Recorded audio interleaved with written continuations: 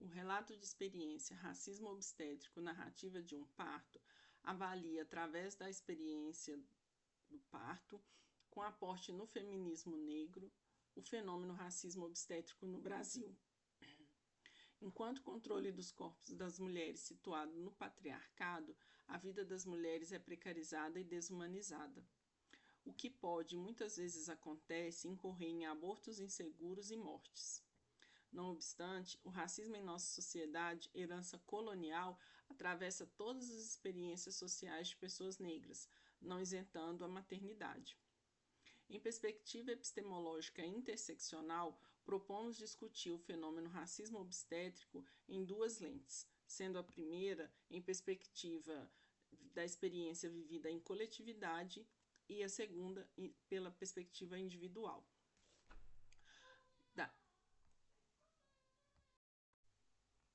Dados do Ministério da Saúde do Conselho Federal de Enfermagem de 2016 deflagram a ocorrência de abortos induzidos no Brasil e muitos casos com desfecho de hospitalização e morte de mulheres. Os dados apresentados mostram uma morte a cada 2 dias, sendo as mulheres negras e indígenas as maiores vítimas. Com o início da colonização no Brasil e que atravessou até a temporalidade até os dias atuais, o que esses dados visibilizam é o processo de desumanização das mulheres negras e indígenas.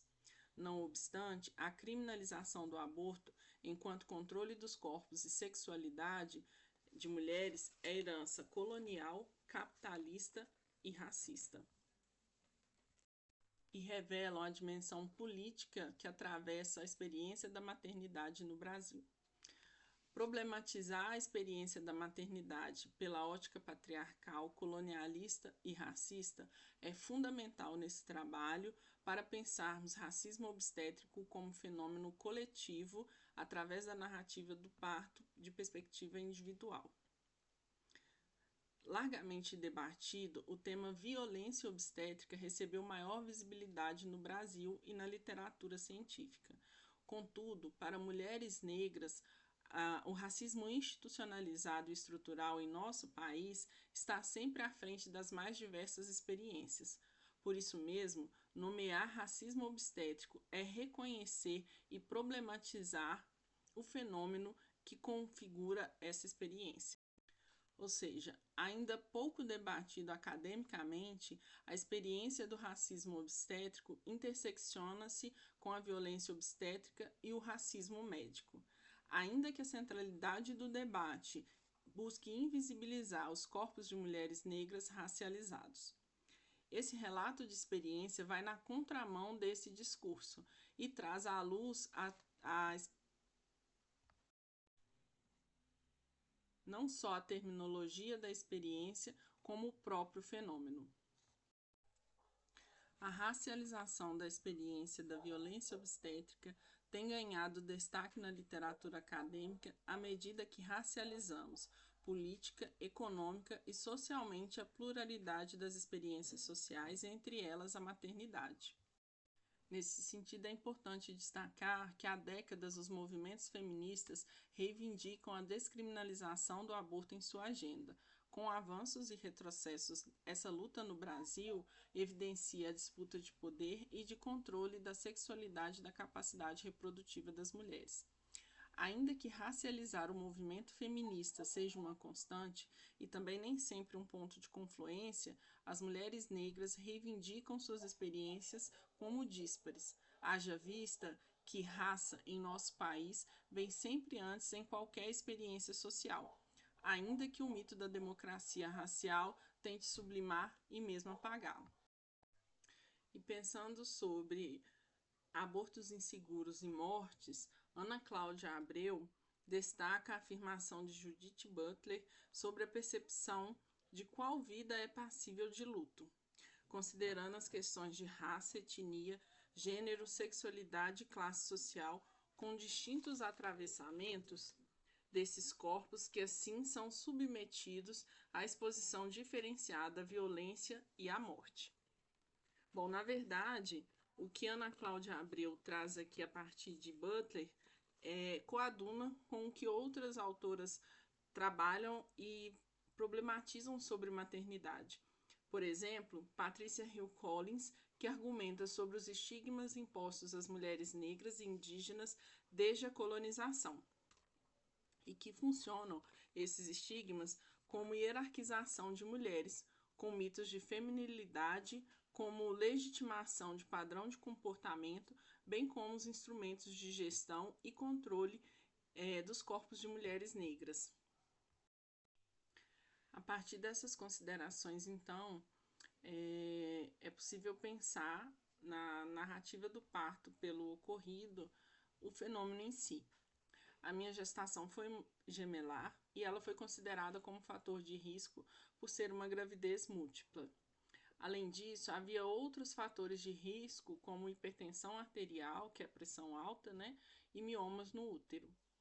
Informar resumidamente esse quadro clínico situa questões importantes para o acompanhamento do parto e pós-parto. Os gêmeos nasceram por cesárea em 2015. Eleonora e Bartolomeu tiveram um bom nascimento, sem complicações.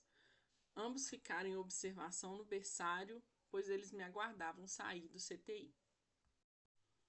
Apresentar resumidamente o quadro clínico foi para situar questões complicadoras que aconteceram pós-parto, né? Que foi necessário fazer transfusão de sangue e eu fiquei em coma.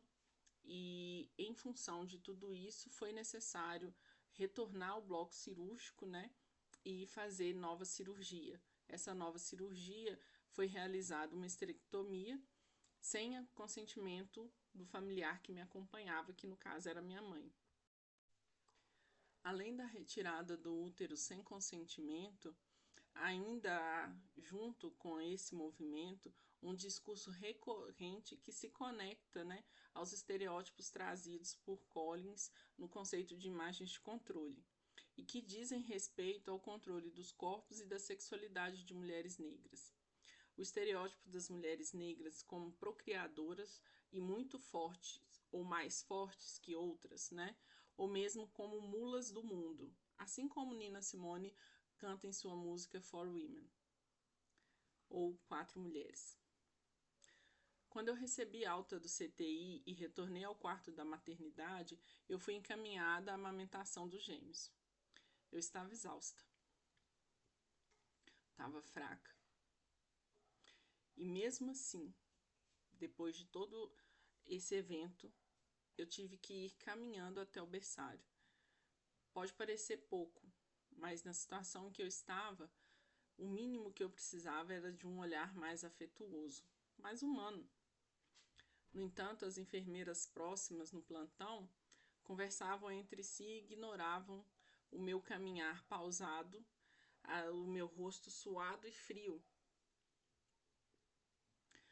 O médico do plantão chegou e, ao observar que eu estava com essa aparência, me perguntou, né, qual o meu nome. Sabendo do meu caso, ele então questiona as enfermeiras porque nenhuma delas me trouxe uma cadeira de rodas para ir até o berçário. Só então me foi ofertada a cadeira de rodas para ir para o berçário. O que acontece é, a visão que se tem é que eu tive 2 filhos, eu tive um casal, então não precisaria me preocupar em ter filhos novamente. Também não seria o caso de pensar em ter mais filhos, porque afinal de contas, mulheres negras reproduzem muito mais. Somos mais fortes. Para que cadeira de rodas, né? Para andar até o berçário, sendo que eu estava fraca.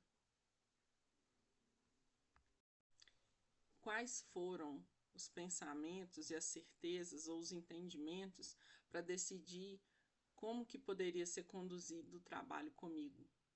Como que poderia pensar ou não se eu precisaria de algum outro suporte para poder facilitar a caminhada até o berçário, sendo que eu havia passado por toda essa situação. E nesse ponto eu resgato o que o Winnie Bueno diz sobre, apesar de ninguém conhecer os problemas pelos quais uma mulher negra passe, todos sentem-se qualificados para qualificar sua maternidade, até para ela mesma. Desse modo, mulheres negras seguem atravessadas pelas mais diversas violências, ainda mais vulneráveis na gestação, no parto e pós-parto, ao racismo obstétrico e a abortos inseguros, expondo-as a zonas de morte. Reconhecer que há poucos anos o fenômeno social racismo obstétrico vem ganhando visibilidade academicamente, possivelmente um dos motivos sendo a chegada de mais mulheres negras na academia, que trazem suas epistemologias, atravessamentos e vivências, tal como faço agora com esse relato. Não apenas isso, mas que nós mesmas, que somos as protagonistas das experiências, construamos o arcabouço teórico para defini-las, pois não há quem possa fazê-lo melhor do que nós. E nomeando pelo que de fato é racismo, que conseguimos alavancar o debate, construir políticas públicas, ao mesmo tempo que fazemos um movimento de descolonização da experiência. E tal como afirma Giovanna Xavier, devemos substituir mulheres negras como objeto de estudo por mulheres negras contando sua própria história. Ao visibilizar a vulnerabilização das mulheres negras, especialmente na vivência da maternidade, permitimos a abertura de fissuras no enfrentamento do problema. Simultaneamente, em um movimento antirracista e de insurgência anticolonial, promovemos um resgate de nossos corpos e sexualidade. Sobretudo, produzimos e visibilizamos epistemologicamente nossas vivências insubalternas. Muito obrigada.